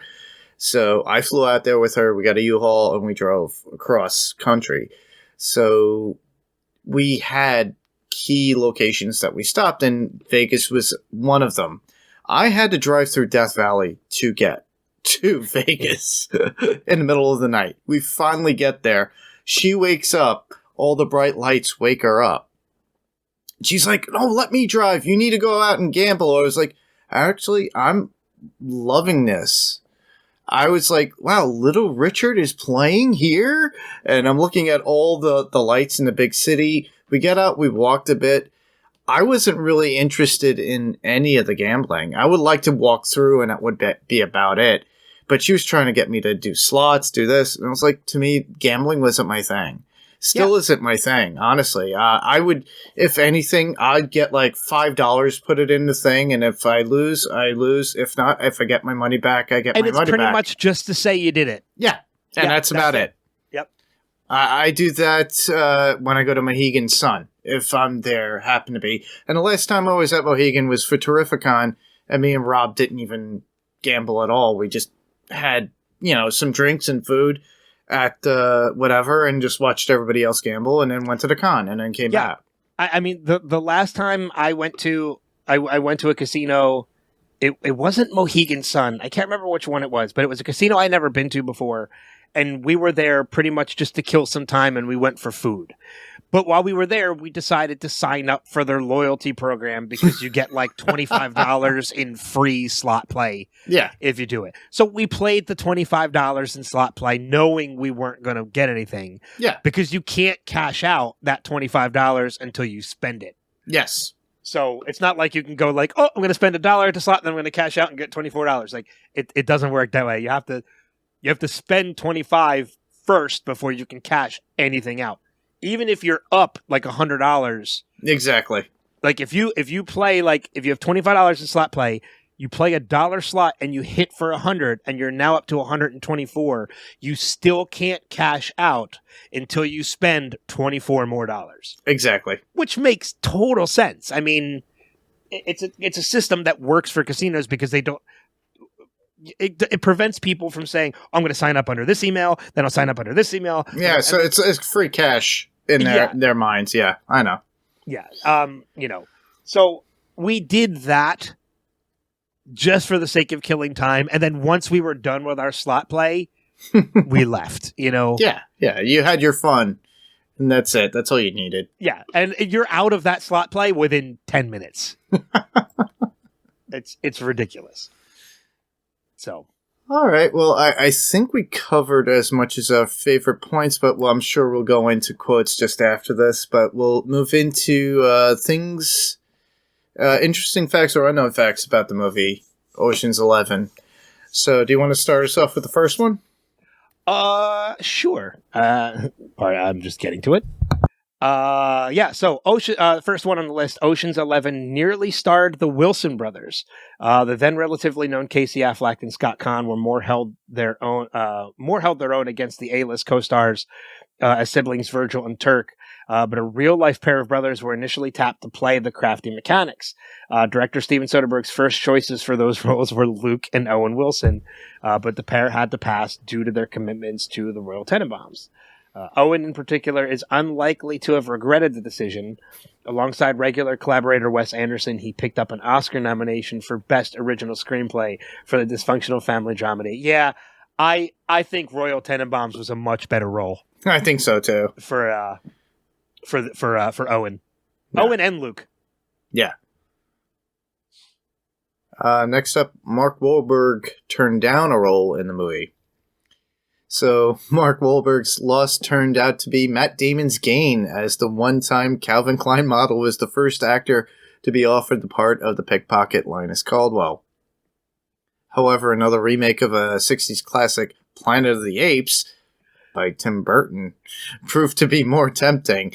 Despite the latter's critical mauling, Wahlberg doesn't appear to believe he missed out. In fact, he later told Today, people tell George Clooney it's great, but we all know it sucked. I made two bad movies instead, Planet of the Apes and The Truth About Charlie. But doing that was better than sitting with Brad and George, telling the press how great everybody is. I think he was just jealous. Yeah, that sounds a little green. Like that's like it's like I'm bigger than that. I would much rather sit around with Brad and George telling the press how great everyone is. Yeah, and I would like to be Matt Damon. Yeah. Matt Damon was a better choice. Yes. I don't know if Wahlberg would have been able to play that role the same. No, you wouldn't. Yeah. But you did have both of them in a Scorsese movie, though. Oh, in The Departed, right? Yeah. Yeah. Oh, God, that's such a good Boston. movie. I have not seen that movie in a while. I need to rewatch that. Yeah, it's a good movie. Number 3, Bruce Willis also passed. Bruce Willis might now be stuck in VOD action purgatory. Well, that's because of his mental capacity now. But in 2000, he was still one of Hollywood's most bankable names. Little wonder then that the Ocean's 11 producers approached him to appear in their star-studded ensemble. Unfortunately for both parties, this approach came just a little too late. Instead, Willis told I don't know what that is. By the time I got to it, all the good stuff was done, and I wanted to play one of the gang. The tough guy must have gotten a case of FOMO, though, as he did sign up for Ocean 12, despite the fact that the role was a minor one playing himself. And it's a fantastic role. Yeah, it is. It's a fantastic role. He's playing himself as Tess is supposed to be pretending to be Julia Roberts. Yeah, which is Julia Roberts, which I Julia love. Roberts. Yeah. It's such a great little meta joke in that. It is. In the second movie. It is. It's so great, too. Especially when he catches it, the character catches it, or the character of Bruce Willis catches it. Yeah. Next up, George Clooney is not a fan of the original 1960 movie. So George Clooney starred in all 3 installments of the Ocean's trilogy and served as executive producer on Ocean's 8.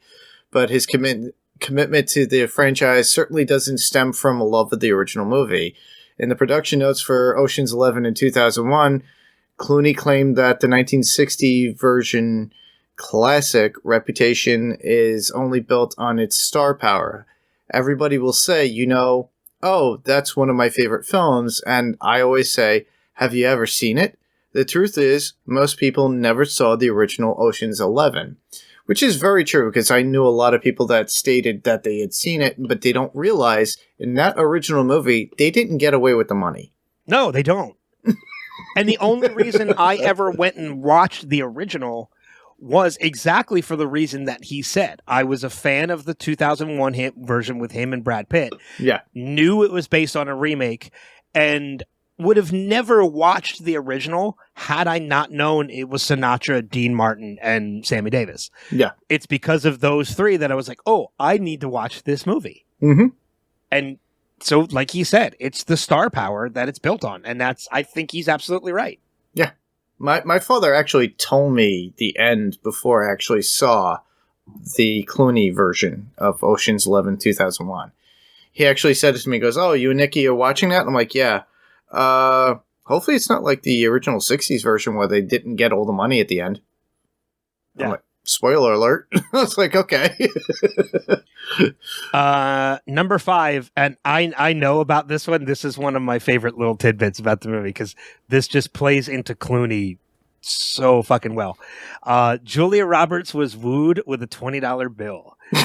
Back at the turn of the century, when she'd just been awarded the Best Actress Oscar for Erin Brockovich, Julia Roberts was the highest paid actress in Hollywood, but the fact that she reportedly commanded a $20 million fee didn't deter Clooney from courting her for the role of Danny Ocean's ex-girlfriend Tess. In fact, he played upon her costly status by sending her a screenplay attached with a $20 bill alongside the note. And the note read, I hear you get 20 a picture now. Obviously making the joke on 20 million, saying it was only 20. Roberts obviously appreciated the cheeky gesture as she signed up for the part and reprised it in the sequel. Yep. Awesome. It just seems like such a Clooney thing to do. Yeah, it's kind of cheeky and fun, but you know that they have a friendship because they've worked together, so they know. Yeah. Well, next up, every actor took a significant pay cut to appear in the movie. Roberts might not have come on board for just $20, but like her Ocean's 11 castmates, her paycheck wasn't quite as hefty as she was accustomed to. Clooney led by example by offering to cut his salary to get the movie made. We said if we all get paid, we can't make the movie, so why don't we all just take a big chunk of the back end and work cheap, and see if there's any money at the end. Clooney explained that to WENN. The gamble paid off. The movie grossed $450 million worldwide, 5 times its budget, and over 3 times the Ocean's Gang's haul. Yeah, that paid off in spades. Yes. For them to take the back end. I mean, for those of you listening who might not know what that means, the two ways actors get paid on a movie is they either take a lump sum in the front, like they sign a deal for a particular amount of money that is guaranteed to them. So whether the movie is successful or not, this is the amount of money they get paid. Or you can take money off the back end, which means you sign up for a percentage of whatever the gross profit of the movie is. So if the movie fails, so you do still get paid a small amount, but it's a very small amount. So, with the promise of money later on. Yeah. So if Julia Roberts had taken the $20 million, she would have actually ended up losing in the end. Yeah. Because the back end was much, much bigger than that $20 million. So basically, because like it said in the article, 5 times its budget, once a movie makes back its budget, that's what becomes the back end. So the production company gets a cut of that. It gets any dollar over its budget becomes split by percentages. So, it becomes like this actor gets this percentage, the production company gets this. So the more money over its budget it makes, the more money everybody else makes. I know you know this. I'm just more doing this for listeners. So for a movie that made 5 times its budget, that's really, really good. Yeah. Alec Guinness actually did that with Star Wars. A New Hope. Well, Alec Guinness had the clout to do that with Star Wars. Yeah. Hamill and Ford and Carrie Fisher, they didn't. They were relatively newbies. They weren't getting back end. Yeah, well, that was the whole thing. They couldn't really afford Alec Guinness at that point, so usually he got the back end, which at that time they used to call it points, and they would give you a certain amount of points. So in case that movie makes it, I think Brando did that with Superman too, and he only played such a small role in that. Well, I think movie. Nicholson also did it for Batman. Yes, he did. But he also got the promise of top billing, too, over Keaton. Yeah, he gets more residuals than anybody from that particular movie, still to this day. Well, that's the back end. Yeah. Yeah, for those of you that don't, that's also when you hear actors say, when they get residual checks, that's also because of back end deals. Yeah, DVDs, Blu-rays, anything, future profits that come from the actual toy releases, all of that. All likeness rights, everything. Yep, it becomes all part of the back end, which gets them more money. Yep. Next up, Don Cheadle apologized for his accent. Okay, this could be interesting. Keanu Reeves and Bram Stoker's Dracula, which is another one. Josh Hartnett in Blow Dry, and Dick Van Dyke and Mary Poppins. I like Dick Van Dyke and Mary Poppins. A lot of people gave him slack about that too. Mary Poppins. Don Cheadle unwittingly joined the exclusive club of all-time worst English accents ever to grace the big screen, thanks to his Ocean's 11's performance as Cockney explosives expert Basher Tar.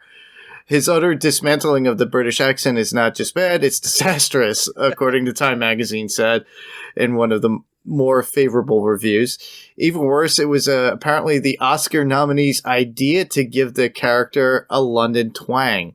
While accepting the 2007 Spirit of Independence Award at the Los Angeles Film Festival, Cheadle apologized for his cinematic crime. "Forgive me. I won't do it again."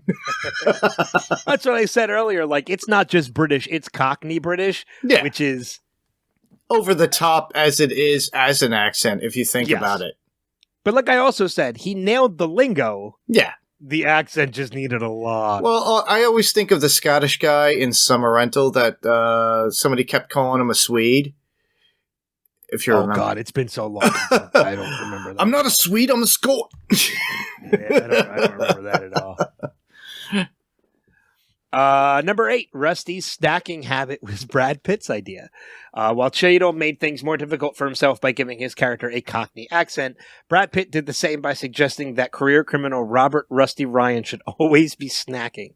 The actor believed that with all the planning that goes into a multi-million-dollar casino heist, square meals wouldn't be an option. Essentially, getting paid to eat may sound like the dream, but the scene where Rusty is waiting for Robert's tests had to be reshot so many times that Pitt ended up consuming a sickly 40 shrimp. I remember that because it was shrimp cocktail. He was trying to pass it off to Linus at one point. All right, next up, there are cameos from 2 of the original movie's cast members.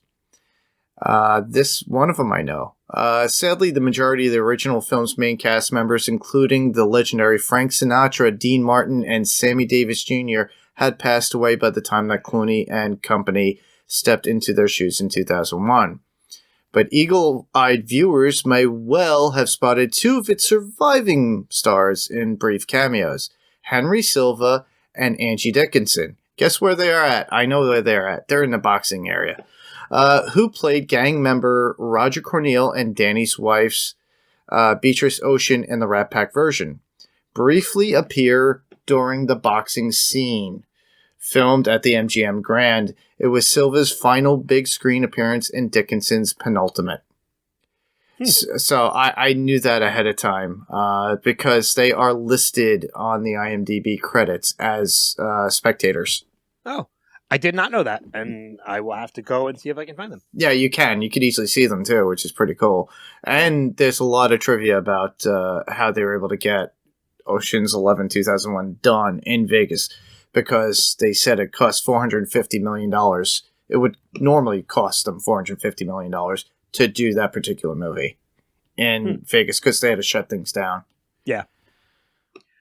Lennox Lewis's Ocean's 11's cameo harmed his boxing career. Lennox Lewis can briefly be seen sparring against Russian giant Vladimir Klitschko in the boxing ring in Ocean's 11, but the 2 days he spent filming the scene in Las Vegas ended up costing him 3 world titles and a bumper pay deal worth $75 million, according to his one-time promoter anyway. Panos Eliades told The Guardian that his former client's Hollywood detour gave next opponent Hassam Rahman an advantage in the training stakes and ultimately allowed the American to pull off a shook victory. Eliades called Lewis's timing crazy, adding, "And does he think that Julia Roberts will want to know him now that he's an ex-champion?" I don't know if I believe this. Same here. Like I said, this is something that I pulled off from usually an accredited site. I think this sounds like a promoter making excuses for his client's loss. Yeah. I think he probably wrote this in so that way he could say, hey, or I think Vladimir Klitschko was just a better boxer. I think so too. Oh no, not so. I'm sorry. Klitschko was the opponent in the movie. Or did he lose to Klitschko? I don't know. It doesn't. Hassam Rahman. Oh, Hassam Rahman. I think Hassam was just a better boxer. Yeah. I think this sounds more like a bitter promoter trying to make an excuse for why his client lost. Yeah, and promote his client too and to get press. Yeah, usually that's what happens. I know you just pulled this online. I'm not saying this is you, but no. I don't think I believe this one bit. No, I think that's just a bitter promoter. Yeah, this is a reputable place that I usually get my Yeah. Next up, Don Cheadle asked not to be credited. Scan the credits of Ocean's 11 and you'll notice one major name missing. Indeed, Cheadle asked for his performance as Bashir Tarr to go uncredited, and not just because he was embarrassed about the mess he made of the character's accent. The actor later explained to Black Star News, with Oceans, there was some stuff that happened behind the scenes that I didn't like how it went down. So I just said, take my name off it. Well, what exactly went down has never been confirmed. The rumor mill version is that Cheadle wanted top billing right alongside Clooney, Pitt, and Damon when he was told no. He allegedly asked that his name be removed completely. That I don't believe. I don't believe that. I don't think so. I don't know. Yeah, I don't know. That's kind of hard to believe for me. It's hard to believe for me, too, because that does not seem, from what I know about Cheadle, that does not seem to fit his character. No, he's a little bit more humble than that. He's not gonna... Yeah. So I don't know if I believe that, too. Nah. But again, it could be the case. He could have been a different person back then. I mean, we're talking about almost over 20 years ago at this point. Yeah, he's not playing an Iron Man 2 scenario with JDM, not JDM, Robert Downey Jr. and RDJ, JDM and RDJ. It's easy to get them confused. Kind of like Soderbergh and Sondheim. Anyway, Chavo Quinn had never acted before. Chavo Quinn almost stole the show from under the A-listers' noses with his acrobatic performance as the amazing Yen. Who could forget that gravity-defying black flip in the vault, for example? $10 as he shorts it. Remarkably, the China native had never acted before landing his role in Ocean's 11. Producers spotted his talents during a rehearsal with the Peking Acrobatics in Las Vegas. Quinn is one of only 2 names to appear in all 4 of the 21st Century's Ocean's movies, with Elliot Gould as one-time casino owner Ruben Tishkoff the other. That's right. I forgot Elliot Gould is in Ocean's 8. Mm-hmm. Damon's cameo in Ocean's 8 was cut by the final edit. I didn't know Damon was supposed to be in it. Same here. Next up, a scene had to be reshot post 9/11. The hotel that Tess and Terry see being demolished by explosive is an entirely fictional one named the Xanadu. Not the musical, everybody. The casino. Thank goodness. But when the scene was filmed, the 2 characters were meant to be witnessing the demise of the New York Hotel and Casino. New York Hotel, but close enough. Oh, New York. Okay. Yeah. After the tragic events of 9/11, producers worried that the audiences would be reminded of World Trade Center, and so that their CGI team to work to recreate an alternative just in time for the film's December release. The original version, however, can still be seen on the DVD special features. Yeah, one of the interesting things about that, too, is in the movie, most of the demolition of the building that you're watching in the movie, you're actually watching on television, because of all things, and I love the irony of it, is that Basher has a window view of that casino being demolished behind him, but he's still watching it on television. Yep. It's so ironic. I love it. The film took over the Bellagio Hotel and Casino. Las Vegas's hotels will typically restrict any distribution from film and TV production to the twilight hours, but thanks to producer Jerry Weintraub's friendship with Bellagio owner Steve Wynn, the Ocean's 11 crew were pretty much given free rein. Approximately 30% of the hotel's casino floor would be taken up by the movie shoot at any given time, while its famous fountains, valet parking, and botanical gardens were regularly shut down too. But director Soderbergh recognized that the Bellagio was handsomely rewarded for being so accommodating, remarking in the production notes, the movie is like a 2-hour commercial for Las Vegas and hotel. And that goes right along with what I said about how for some reason, playing a hand of blackjack at the Bellagio is because of this movie. And that kind of goes right with what he said about this movie is a commercial pretty much for the Bellagio. Yeah. The cool thing, too, is Jerry Weintraub, actually was around during the 60s when they were doing the original Ocean's movie. And it's his connections within Las Vegas which actually got them into the Bellagio and to have Vegas adapt to their filming and allow them to film.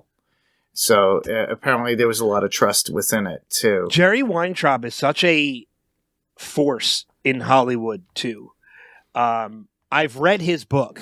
The title of it alone is what drew me to the book, but I ended up reading it anyway. The title of the book is When You Know I'm Dead When I Stop Talking. And he talks a lot about, like you mentioned, he has been working in Hollywood since the 60s and still to this day he's known. Yeah, and once he stops talking, people will be like, "Wait, what happened?" All right. I'm sorry, he's not known anymore. He died, but yeah, but I'm just saying, up until he died, he was so well known and respected. He stopped talking. Yeah. Next up, Steven Soderbergh, not Sondheim, wasn't sure he was the right director for the film. It's hard to imagine Soderbergh as a pioneer name in independent American cinema who just picked up a Best Oscar for Traffic, having job insecurities. But while promoting Ocean's 11, the filmmaker admitted to the BBC that he had doubts about his ability for The Heist Keeper.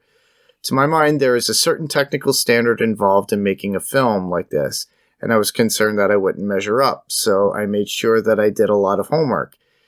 That's what he said. So the movie's success must have reassured Soderbergh, as he also took the reins for 2004's Ocean's 12 and 2007's Ocean's 13. then all three of them are worth it. Yep. This is one you kind of touched on a little bit earlier, but the cast was forced to hang out together. Yeah. And the natural camaraderie between all of the heist crew is one of the main reasons Ocean's 11 works. And it was built upon thanks to the producers' insistence that all main cast members needed to be as sociable off camera, too.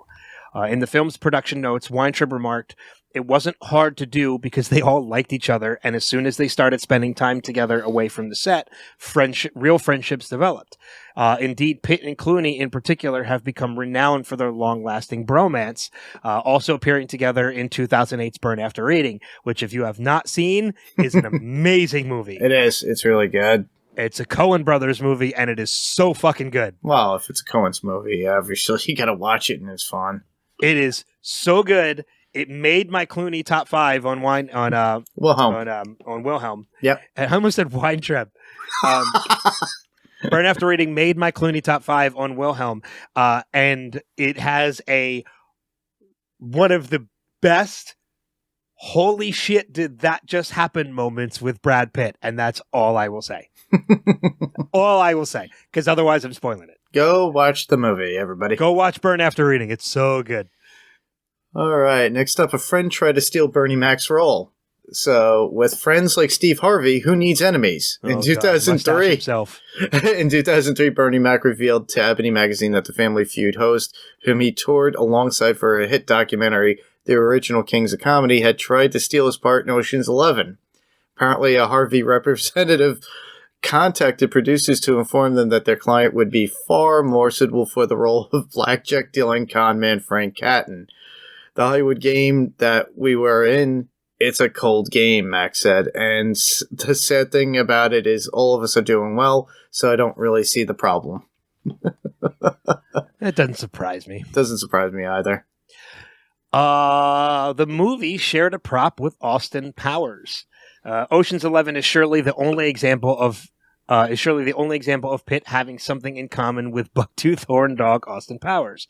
The unflattering wig that Rusty sports in a bid to pass as a doctor is the very same one, I did not know this, is the very same one that Mike Myers wore during rehearsals for his Comic Creations' first big screen outing, International Man of Mystery.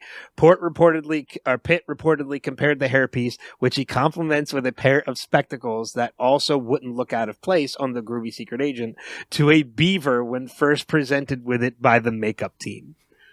That I did not know. That's funny. That is hilarious. All right. Next up, the pinch is real. In one of the film's most pivotal scenes, Cheadle's Bashir Tarr manages to knock the casino's entire power source out for several seconds with a device dubbed a pinch. May all look like the work of fiction, but in fact, production designer Phil Messina got the idea from real-life scientists. He explained the production notes. We did a lot of research early on because we wanted to at least have it based on reality. We went into chat rooms and basically posed design questions. Then our property master visited a lab in Northern California that had a pinch, and he brought back photographs and diagrams, which is pretty much, in a sense, an EMP anyway. It is. A pinch is a real thing. I did know this. They are not powerful enough to knock out an entire city like they did in the movie, but they are pretty powerful. It would have knocked out the casino. Yes, alone. Yeah, it is powerful enough that it would have knocked out, at the very least, the casino. It would not have knocked out all of Las Vegas. Might have just a block at most, but yeah. Which is probably the casino anyway, because usually they are that long. Yeah, exactly. And the last one, Ocean's 11 proved George Clooney was a terrible gambler. While Damon had competed at the World Series of Poker and appeared in the high-stakes drama Rounders, which is a fucking amazing movie. Yep. Before signing up to Ocean's 11, Clooney was a complete gambling novice. The Good Will Hunting star told the BBC that the film's leading man was reluctant to take a chair at the casino they frequented during filming, and it turns out with good reason. He subsequently lost at blackjack an incredible 25 times in a row. I was sitting there thinking the mathematical probability of this is mind-boggling. I can't believe that you haven't won yet, Damon said. And he's absolutely right. In 25 hands, the odds of you getting a blackjack are pretty high. So for him to have sat at a table and played 25 hands and lost all 25, it boggles my mind. Like, in 25 hands, you are bound. The odds of you getting a blackjack are pretty high, but the odds of you staying, even at like a 13, and the dealer busting for you to win are even higher. God, like, what was he doing? Was he like hitting on everything and busting every time? I don't know. That is pretty mind-boggling. It is, but it's also kind of funny. This is also somebody, like I said, I've played blackjack at the casino a number of times, so I'm very picky. Like, I only sit in certain seats at the table because I want to be able to see what cards are played before. Like, it's a whole process. It is a process, and just like with counting cards, like in certain movies, like Rounders and other movies like that too. Yeah, exactly. And again, Rounders, Jesus! Like, again, when I do the Matt Damon episode of Wilhelm, you can expect Rounders to be in the top 5. I'm sure it will be. Pay that man his money. All these check. Malkovich is fucking brilliant in that movie, by the way. Oh yeah. Sorry, I get diverted very quickly. We all do. I get derailed very quickly. All right, now on to quotes. This is going to be a quote haven. I'm sure you got a bunch. I have 3. I really don't have a lot. Okay. Well, you've already used a couple I had, so. Yeah, I mean, I'll go through. I'll do mine pretty quickly. The scene with Tess and Danny meeting at the dinner table when Tess says to Danny, "You know what your problem is," and he says, "I only have one." Like, that's. I love that line. In the scene with Linus and Frank when they're pulling him, and Linus is pretending to be the guy from the gambling commission board. When he's talking to Terry, and he says, "Apparently he's got a record longer than my." Well, it's long. Like, because he just doesn't want to say the word. And then the only other one I have too is when I mentioned earlier the scene with Danny and Bruiser, and when you find out that Bruiser's on the inside, and Bruiser punches him, and he's like, "Man," he's like, "I told you, like, not yet pulling punches," and he's like, "I'm sorry, Danny," and Danny says, "How's your wife?" and he's like, "Pregnant again," and Danny's like, "Well, that happens." It's just the way it plays out when he sounds so sad, like, "Pregnant again." Like, it's just, it makes me laugh every time I see that scene. Bruiser only has like 5 lines in the entire movie. I know. And one of his is my favorite in the movie. It's one of my favorite lines in the movie. I love it. Oh, man. That's all I have for quotes. I only have a couple left. One of which is when Virgil is actually, everybody's like, "Hey, who's gonna fix these faces?" Because Livingston gets caught. Yeah. And they run the prints. "Oh, they're gonna know all the associates. That's us." And then Virgil goes, "I'll do it." And his brother's like, "No, I'll do it. No, I'll do it." It's like, "All right, Virgil, you got it. What's wrong with me?" And then they get to that point, and he goes, "All right, you're making everybody look fat." He goes, "Oh, you wanted a bigger chin anyway." And they're all like, the brothers are in this whole discussion, and he goes, "See, you only want it in 36 states." And he goes, "Really? What about the other 24?" Yeah, exactly. It's like, that was like, shows how stupid he is, Turk. The conversation between Danny and Tess when he first shows up and she sees him for the first time. He goes, "Now they tell me I paid my debt to society," and she goes, "Funny, I never got a check." Yeah, that whole scene is just filled with great lines. Or the best is Danny and Rusty when they're scouting and they're out there and they go to the Cirque du Soleil, or as it were, and Danny goes, "Which one is the amazing yen?" the little Chinese guy. He's the little Chinese guy, and the look on Danny's face is like, "Really?" Yeah. That's another one. That's another one that I like too. Is like, which one is he? He's the little Chinese guy. Is there anybody else in the list? He is the list. That's a great scene too. It is a great scene. All right. Well, that pretty much covers that's our coverage, literally, of the actual movie itself. This is took long enough. It's almost 2 hours. Yeah. Well, it's as long as the movie. That's true. We could have just did commentary to the movie. Exactly. We're at that time in the podcast. Will, where can listeners hear you, Ben? So I don't know when this podcast is going to be posted. But Wilhelm, my Wilhelm podcast is returning with all new episodes for 2023, starting in the second week of January, kicking off with our Best of 2022 episode, which I did last year as well. So it will be myself, our friend Jason Kabasi, and our friend Kristen Halberg, who's going to be joining me as my two hosts to talk about our top 5 favorite movies from 2022, as well as top 5 television from 2022. And then in addition to that, we also have the next couple episodes of the year already planned out. We're going to do top 5 favorite Stallone movies, top 5 favorite Looney Tunes, and top 5 favorite romantic movies for Valentine's Day, obviously in February. Awesome.